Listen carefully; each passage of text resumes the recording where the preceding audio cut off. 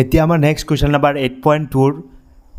একৰ 4 নম্বৰটো হৈছে কি দিয়া আছে sin 30 degree plus tan 45 degree minus cos 60 degree sec 30 degree plus cos 60 degree plus cot 45 degree এইটো আমি এতিয়া সলভ কৰিম তো এতিয়া তোমালোকে জানাই যে মানকেইটা বহাই দিয়া প্ৰথমে sin 30 ডিগ্ৰী মান কিমান 1/2 প্লাছ tan 45 ডিগ্ৰী মান হৈছে 1 প্লাছ মাইনাছ ইয়াত আৰু cos 60 ডিগ্ৰী মানে হৈছে তোমাৰ 2/√3 এইটো আছে তো এতিয়া আমাৰ সেকৰ মান দিয়া আছে sec 30 মান কিমান এইখিনি তোমালোকে তো জানাই যে sec মানে কাৰ উল্টা হয় cos 30 মান হৈছে তোমাৰ √3/2 হলে তো sec 30 মান হ'ব তোমাৰ 2/√3 এইখিনি 2/√3 তাৰ পিছত প্লাস cos 60 ডিগ্ৰীৰ মান হৈছে তোমাৰ 1/2 প্লাস cos 45 মান cot 45 মান হৈছে তোমাৰ 1 আছে এতিয়া আমি কি কৰিম উপৰখিনি আমি প্ৰথমে এলসিয়াম লম উপৰখিনি আমি এলসিয়াম এইটো সাইডত কৰি আছো তো 1/2 আছে তাৰ পিছত 1 আছে আৰু তাৰ পিছত কি আছে 2/√3 আছে এইখিনি আমি এলসিয়াম কৰি আছো এইফালে সোৱা তো এলসিয়াম ললে এই গুটেখিনি এলসিয়াম ললে কি হ'ব ইয়াত হ'ব ইয়াৰ তলত 1 আছে দৰকাৰ নাই ইয়াত ধৰিবলৈ তো 1 আছে ইয়াত 2 আছে ইয়াত কিমান আছে √3 তো এই গুটেখিনি পূৰণ কৰি পেলাই তলৰখিনি হ'ব তোমাৰ 2√3 কাৰণ বেলেগ বেলেগ নাম্বাৰ আছে 2√3 এতিয়া তোমালোকে কি কৰিবা প্ৰথমে ইয়াৰ ওপৰটো লিখা 1 ইনটু ইয়াত চোৱা এটো ইয়াত আমি কি লিখিম এটো 2 আৰু এটো 2 যদি ক্যান্সেল কৰি দিও আমি এলসিয়াম ললে এটো মনত ৰাখিবা যে ইয়াৰ পৰা 2 আৰু ইয়াৰ পৰা জিটো ইয়াৰ পৰা 2 আৰু ইয়াৰ পৰা 2 যদি ক্যান্সেল কৰা হয় আমাৰ বাকি থাকিব কিমান বাকি থাকিব কিমান √3 ইয়াত হ'ব তোমাৰ √3 তাৰ পিছত প্লাস 1 ইনটু সোয়া একৰ তলত কিবা একো নাই তো আমি ক্যান্সেল কৰিবই নোৱাৰো সেই কাৰণে যি তলত আছে সেইখিনি আমি কি কৰি দিম ওপৰত লিখি দিম এটো মাইনাস এতিয়া 2 আছে এতিয়া ইয়াত কি পূৰণ কৰিবা তো তলত কি আছে √3 ইয়াৰ পৰা √3 আৰু ইয়াৰ পৰা √3 ক্যান্সেল কৰিলে থাকিব কি 2 এই 2 কি ওপৰ 2 লগত কি কৰিবা পূৰণ কৰি দিবা এতিয়া সোয়া এইখিনি হ'ব তোমাৰ √3 প্লাস একৰ লগত 2√3 পূৰণ কৰিলে 2√3 মাইনাস 2 দুগুণ কিমান 4 2√3 তাৰ পিছত হ'ব তোমাৰ এইখিনি √3 কেইটা আছে দুটা আৰু এটা মিলি পেলাই কেইটা হ'ব তিনিটা √3 -4 আৰু ইয়া 2√3 এইখিনি কি কৰিম আমি এই ওপৰত বহাই দিম এইখিনি কি কৰিম আমি ওপৰত বহাই দিম কি বহাম 3√3 -4 ডিভাইড বাই 2√3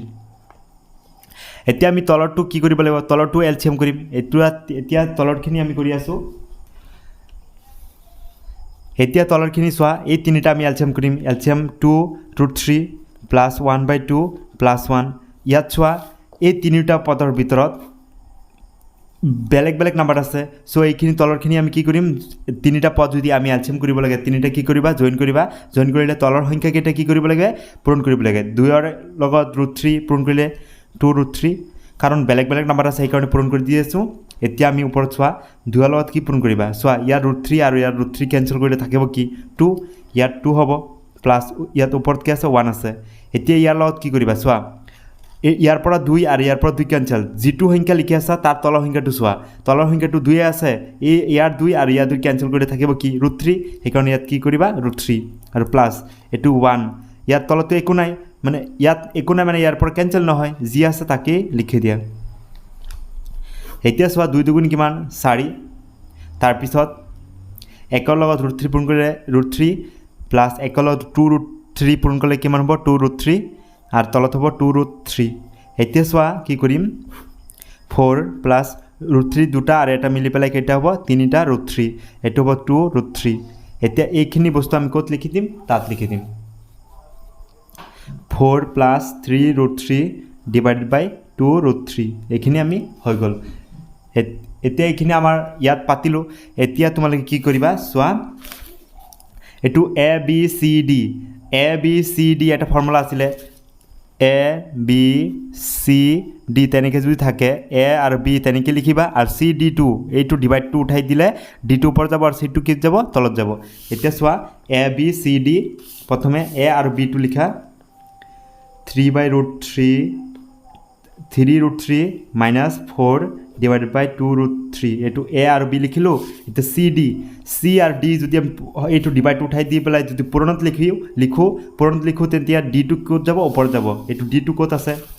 তলৰটো 2√3 তাৰপৰ c2 তলত লিখা 4 + 3√3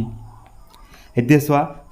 2√3 আৰু 2√3 কেঞ্চেল এতিয়া হ'ব তোমাৰ বাকি থাকিব 3√3 - 4 আৰু তলত 4 + 3√3 এইখিনি হৈ গ'ল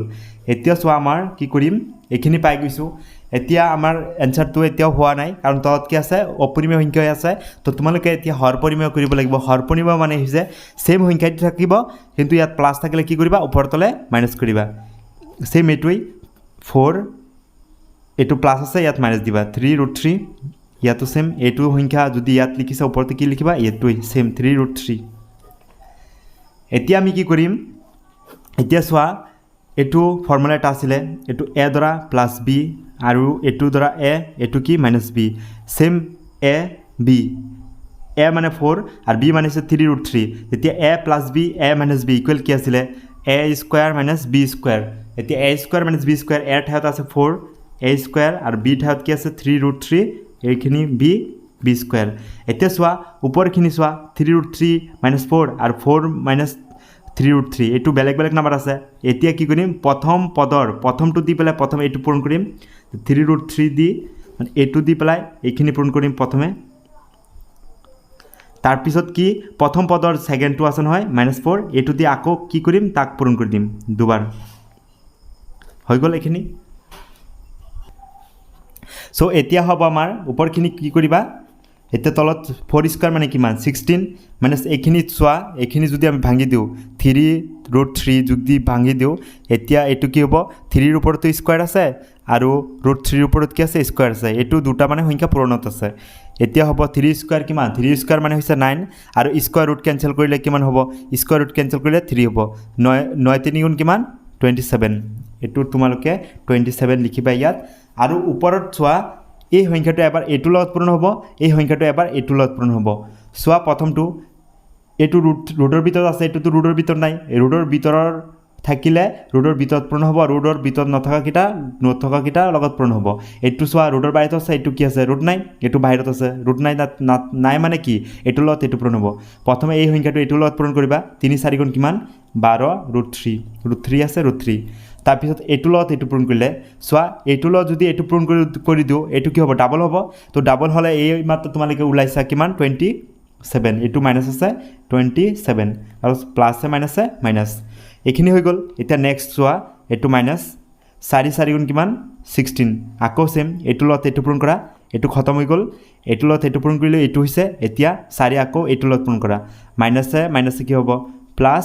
4 3 গুণ কিমান 12 আৰু √3 এতিয়া এইখিনি হৈ গ'ল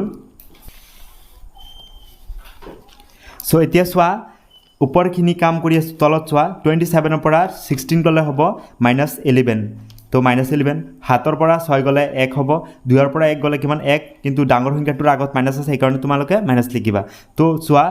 ইয়াত চোৱা ওপৰত চোৱা √3 12টা আছে ইয়াত কেইটা আছে 12টা আছে তো 12 আৰু 12 মিলি পেলাই কিমান হ'ব 24 √3 আৰু ওপৰত চোৱা -27 আৰু -16 মানে -27 আৰু -16 মিলি পেলাই 7 3 মিলি পেলাই কিমান হ'ব তোমাৰ 13 ৰ 3 থাকিব কিমান 1 2 আৰু 1 কিমান 3 আৰু 4 মানে -43 ইয়াত হ'ব -43 এতিয়া তোমালোকে কি কৰিবা